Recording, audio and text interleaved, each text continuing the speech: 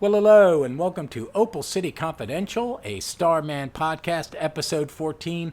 And we are going back to 1988 for some more Will Payton Starman. And let's just jump on in, because I just finished reading these for the second time mere moments ago, and I want to discuss them. So, we're going to start with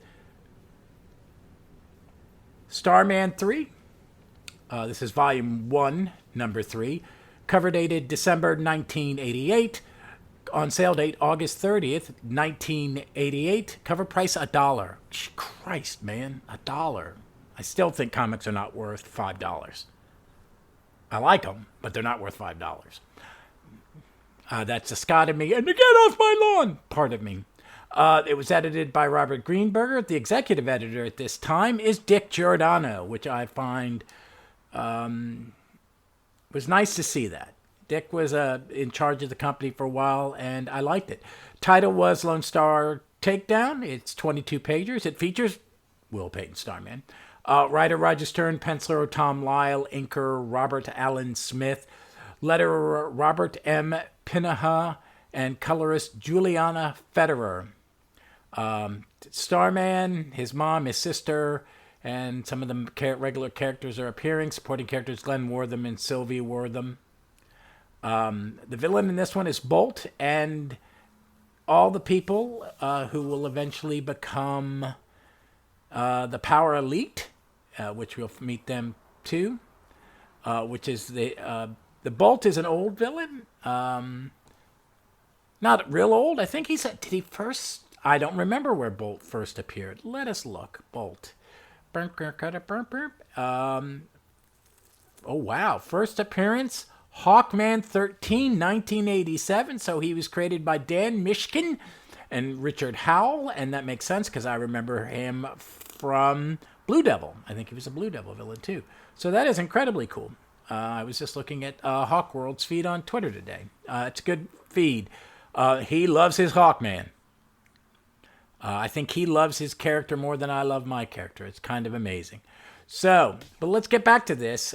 So, I got a lot to say about this. But, I forgot the synopsis. Oh, goodness me. All right, this is synopsis from Mike's Amazing World. I found this is better for doing the Starman stuff. Just better data and shorter synopsises that I don't have to write.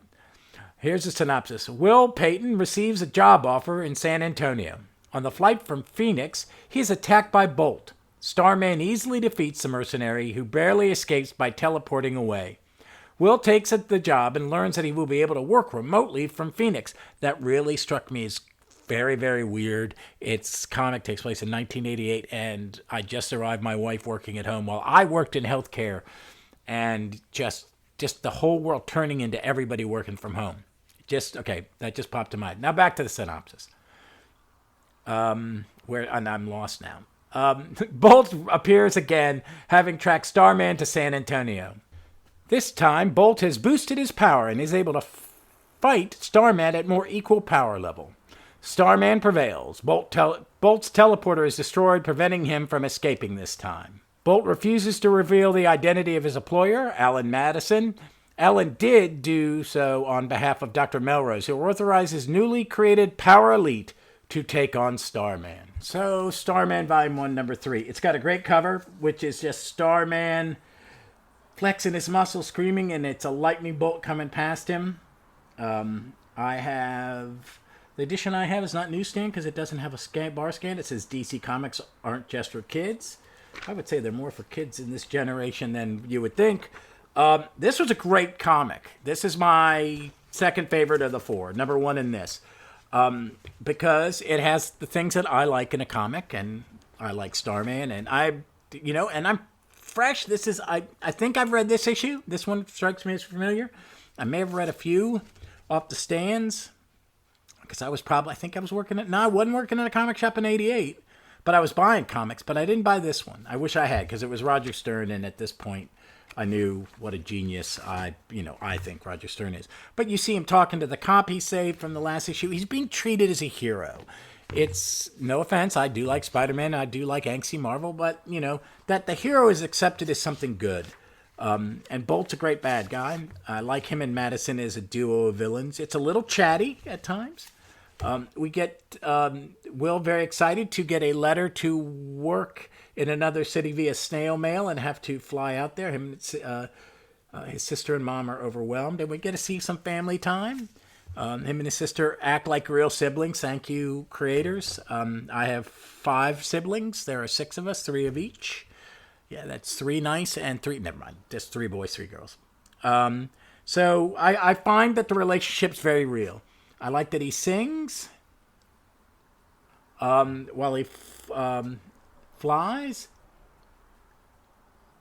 I don't know what song this is. Dum dee dum.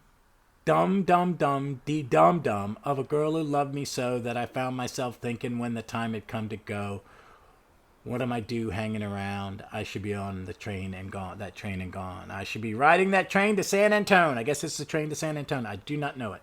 I will find it and play a clip of it as the exit music. Okay, Mr. Starman, let's see how tough you are. That is Bolt's final line on page 7. I love it. He fries him. He fries Will and messes up his clothes, but they get into a nice three-page fight. Some nice panel layouts. I like that. It's some nice coloring, I think. It's really weird to be looking at something that's not digitally colored sometimes because the palette is limited by 4 color. But I like it. I think there's some nice choices, lots of bright yellows. This is the era where they're doing a lot of bright yellows, some good oranges. Bolt's a great villain. I like him. I think he becomes Suicide Squad member at some point. He's around a bit on and off. I like how they did. So I guess they're doing. Tom Lyle is showing us what San Antonio looks like. He's either from there or he did some homework, and it's nice. Landmarks. Yeah, I guess it's some. He did his homework. Ooh, there's the tower where a lone gunman shot at people from in the 60s.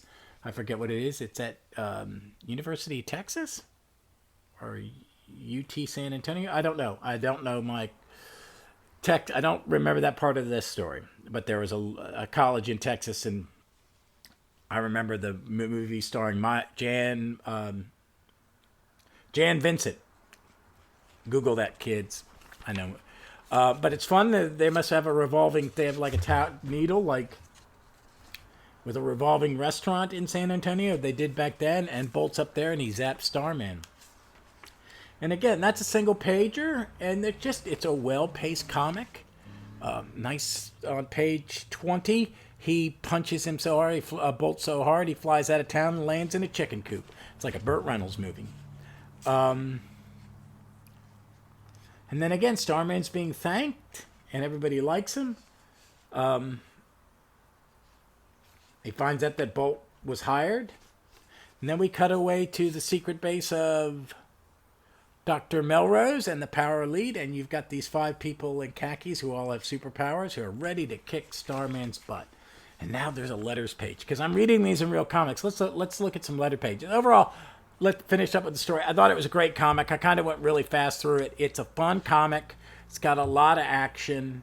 It's got character development. Yes, there are a lot of conversation. There are a lot of words, but what people say and what they're thinking helps develop character. And I think Stern's doing a really good job. I think I'm going to enjoy this ride a great deal.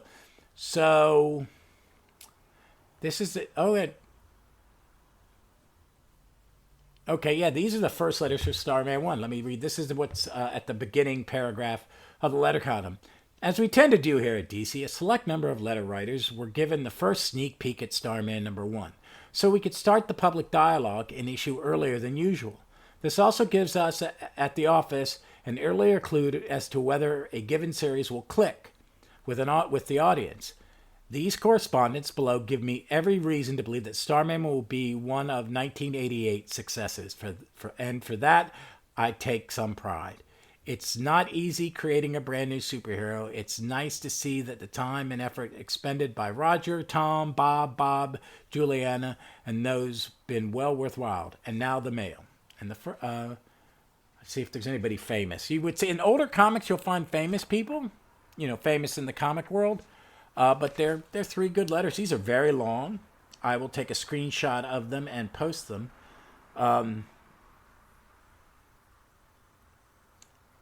Wow. I'm gonna have to read these and then post them. Next time I'll do. It's got coming attractions, and this is what it says in the bottom that Bob Greenberger put in here. We've been watching Dr. Melrose for a while now, but the time has come to see what his goals are and how good he is at creating superpowers. Check out next issue. He unleashes the Power Elite, a trained team of 6 superpowered folks who match Starman in ability, or do they? Join Roger, Tom, and Bob for the adventure as things pick up speed and we heat up for a major set of stories in issues 5 and 6 as we cross over with Invasion. Ooh, that's going to change my plans. I will make an announcement at the end when I go grab my Invasion trade. The latest extravaganza from DC. If you like what you've seen here, we humbly suggest you check out Roger Stern's work on Superman, Power of the Atom, and the Superman feature in Superman Comics, Action Comics Weekly. All of those are excellent comics. Excellent comics. Bob can also be found each month in Captain Atom and this month in the Captain Atom Annual. Until we get your mail, enjoy the coming fall and keep smiling. Thank you, Bob. That was wonderful. Nice little letter. I miss letter pages. Some comics still have them, but not many. You should have them.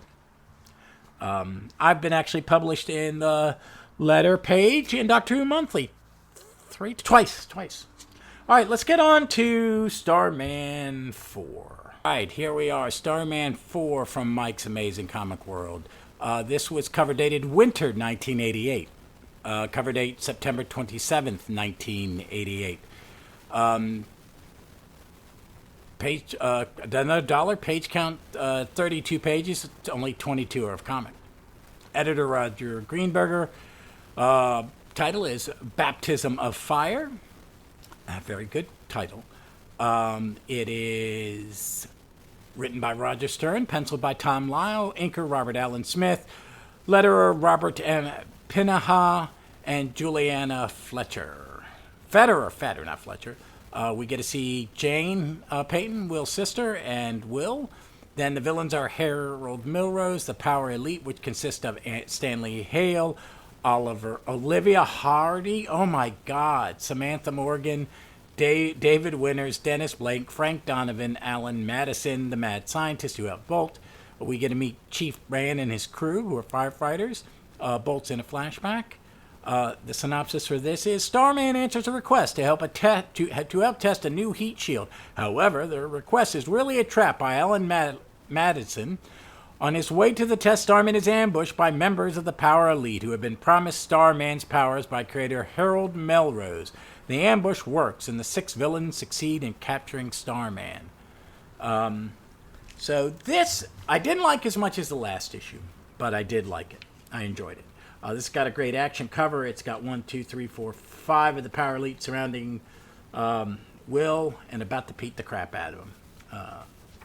So it starts with a big action sequence, nice splash page. He's at home in Arizona, and there's a building afire, and he rescues this woman who's been pinned underneath a girder. But she said, and he's trying to get her out of there. He goes, and she turns and says, when he says, good, let's get out of here, she goes, no, what? One of my workers is in here. I'm not leaving without him. I'm foreman. He's my responsibility. She starts coughing. There should be a locker nearby. Oxygen tanks. If we can find it. And right now, that's a mighty big if. And then cut to the firemen are pumping foam into the building. They don't know what they're going to do. They've had to back out because the heat's crazy inside. And then all of a sudden, Will comes flying out with the foreman. She's hanging onto his back. She's got an oxygen mask, and so does their injured employee. And they take him to the ambulance. And then the building explodes. All in the background. It's a great action sequence, and the firemen all like a hero. I like this. I like this. I like Marvel and DC equally. They're like my children. I like all comics companies for the most part. There's some stories I like and stories I don't like. Stories that other people like that I don't like. Other stories that other people like that I do like. There's stories that they like that I don't like. Blah, blah, blah. It is, but I like this. It's nice character development. I don't know if some of these characters are coming back and be regulars, but see, I'm new to the book, and I like that. And then he flies off. I like that this was also set in the Southwest. My father, in the last 30 years of his life, lived in Scottsdale, Arizona with my stepmother. And it is beautiful out there. They lived in a very rich kind of neighborhood, but, they earned it. And it's beautiful. And I can see it's a great setting to have superheroes not in a major metropolitan area on the East Coast. I liked it when Daredevil was in San Francisco when I was a little kid. I like West Coast Avengers. I like that he goes to San Antonio and he's going to have a big base of operations out west. And I like to see the Western scenic backgrounds that Tom Lyle's doing a wonderful job on. I think it's great. I like one thing about DC, as I've talked about Opal City. The cities are characters, especially the made-up cities. But I like how they're using Phoenix. So I think that's cool. And he's, after the fire, he flies off to the mountains to Roosevelt Lake and takes a bath because he stinks. And he has a nasty conversation. The costume, which is pretty funny. And he talks about how he changes his face when he becomes his Starman. He makes a different face when he's Starman. That's how people don't figure out him. Then we cut away to Dr. Melrose, and he's talking to the Power Elite about how Starman stole their powers, and if they capture him, they can drain off his powers and give it to them. And they are some cocky people. And I have a feeling Melrose is a white supremacist because everybody's white. It is 1988 in the comics, and there would be a lot of white people. But I've also seen a lot of people of color in this story as firemen, policemen, and friends of the family and stuff like that. So the main cast is not all white. And I think that's cool.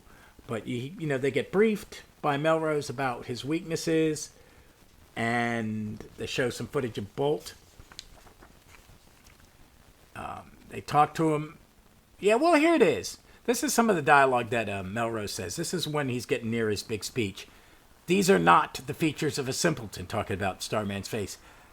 These may not be his features at all. From eavesdropping on the hospital room of an Arizona highway patrolman who Starman assisted, we have learned that Starman can somehow alter his skin's pigment and perhaps the shape of his face. He could be an Asian, black, God knows what he is. He may not even be an American. There are, after all, teams of Soviets. Yeah, this is still during the Cold War, wow.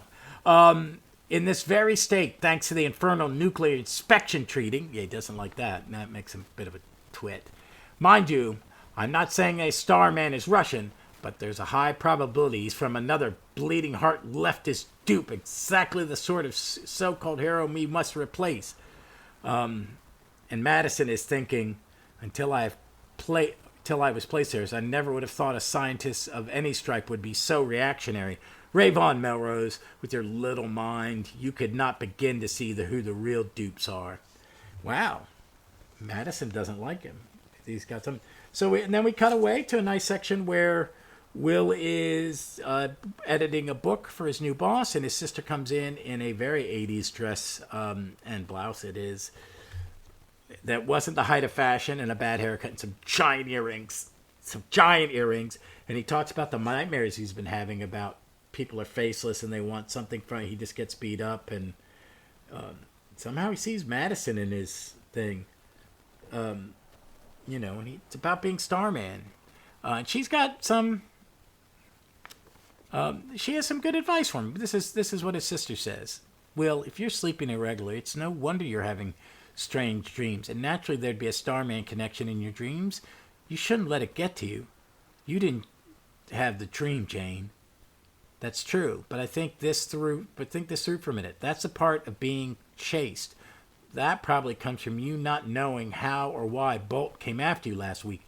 We've been through so much lately. It was bound to come out in your dreams. It's only human. Yeah, but am I? I've changed a lot, Jane, and I'm still not certain how much and why. I've changed that I changed to Starman in my sleep bothered me more than the dreams. It was almost as if Starman was trying to take over. Don't talk like that. Starman isn't some freakish thing. He's you. I don't know how you got your powers, but we're a pretty couple clever people, and we'll figure it out eventually. And even if we don't, I want you to remember that Starman has done a lot of good, and that his sister is darn proud of him. Thanks, kiddo. I needed that. Now, what was your plans about your classes?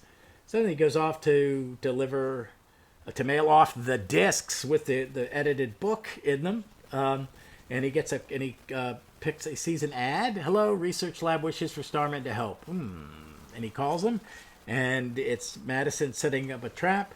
And as he's flying to the so-called lab, he rescues a little girl from a car crash where the parents are in it. He rips into the car. He pulls out two people, and the mom, who when he lays her down on the ground, knocks him clear across the desert. And you find out that these are three members of the Power Elite. One of them has levitation powers. One of them can shoot power blasts from the hands. One has eye beams. One shoots electrical blasts, I guess. The levitator throws a big chunk of dirt on him, which doesn't hurt him. All the power beam people start zapping him. He falls to the ground. The little girl is a shapeshifter who turns herself from a little girl into a giant woman with a high and tight with a flat top crew cut and twice his size. Beats the crap out of him. And they just dump him in a van, and there's Melrose, whether to take him off. It was a good action-packed issue, and I'm glad it's a cliffhanger. I try to avoid cliffhangers in the two-parters, but I now know that I have to kind of figure out which ones have Invasion, and we're going to cover Invasion, and maybe I can get someone to cover it with me. Let's look at this. Ooh, there's There's more letters about Starman 1. I'm just seeing if there's anybody famous. I doubt it. No. The coming attractions for next week. I let everyone have a say this time around, and the least I've said to in mail in ages. And now it's time to kick out the jams and get down to business. In 2 weeks, read Invasion 1. Okay, so I've got to read it. Next is probably Invasion 1. To learn more about the alien threats Dr. Melrose and the company feared would arrive. Then that same week, read Firestorm 80, where Firestorm Fire's Power Girl inadvertently go fight aliens in the South Pacific. Then, after all that, be back here in a month for everything that you thought we'd ignore. Firestorm or Invasion. But how Starman gets out of this predicament, it's all makes sense. And just drop me a line. All right. I'm excited. I really did enjoy that comic. I did enjoy both parts. The art is stellar. Tom Lyle. I think this is my favorite Tom Lyle art. It is what I expect from Roger Stern. My Roger Stern bar is high. I hold Roger Stern in a pantheon of great super team comic writers. You know what? Maybe I'll think of my top 25 and I'll do a countdown and let you guys think. I might just start doing that. I'll make the list tonight and start kind of doing it and see what y'all think. And you can jump in and give your list. But I think this one's great. I think it's a great comic. I think I'm enjoying the series. I'm looking forward to the next part. I'm going to pull up my Invasion trade and see what I've got to read before I read the next Starman or after I read the next Starman. But we'll go from there. All right, folks. Next week, more Ted and Jack. Part 2 of the Turk County story, where Jack returns to fight for the Blue Starman. I'm excited to read that again. I kind of read ahead and then go back and read back and ahead. So I'm reading some of these comics like 3 or 4 times before I record, and then I read them again after to kind of refresh my memory. And I got behind didn't help. So, but I'm enjoying it, and I enjoyed these. And this Thursday is in 2 days from when this goes up, I will be covering the first Drew story in Adventure Comics for My Legion Adventure. And then next Saturday will be the next Danger Street and first issue special, with it being about the Dingbats, some of our main characters. Well, again, all right. So that's the end of this podcast. And as always, folks, be smart. Be safe. Be kind to one another. You know, just do it. It's the right thing to do. And read some comics. Read some Starman. Get the DC app and read a lot of 80s Starman. All right. See you soon.